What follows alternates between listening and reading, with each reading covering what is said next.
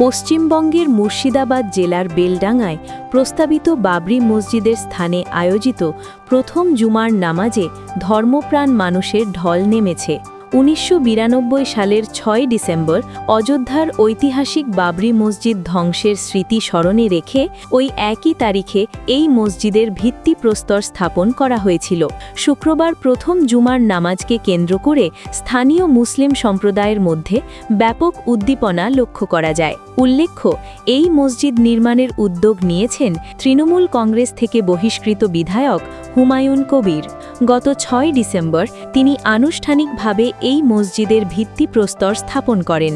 মূলত বাবরি মসজিদের নামে এই বিশাল স্থাপনা নির্মাণের ঘোষণা দেওয়ার পরপরই তাকে দলীয় শৃঙ্খলা ভঙ্গের অভিযোগে তৃণমূল কংগ্রেস থেকে বহিষ্কার করা হয়। তবে রাজনৈতিক প্রতিকূলতা সত্ত্বেও মসজিদ নির্মাণের কাজ এগিয়ে নেওয়ার ঘোষণা দেন এই নেতা। শুক্রবার জুমার নামাজ উপলক্ষে সকাল থেকেই বেলডাঙার ওই নির্দিষ্ট স্থানে হাজার হাজার মানুষ সমবেত হতে শুরু করেন। নামাজের পর উপস্থিত মুসল্লিদের জন্য বড় পরিসরে তবারক বা মধ্যাহ্নভোজের ব্যবস্থা করা হয়।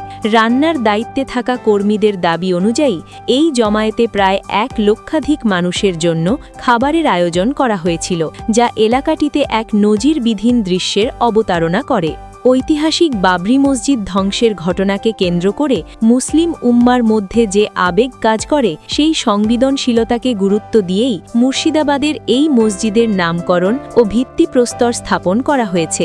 স্থানীয়দের মতে এই উদ্যোগ যেমন ধর্মীয় গুরুত্ব বহন করছে, তেমনি এর সাথে জড়িয়ে আছে গভীর রাজনৈতিক এবং সামাজিক প্রেক্ষাপট। News desk, ATM।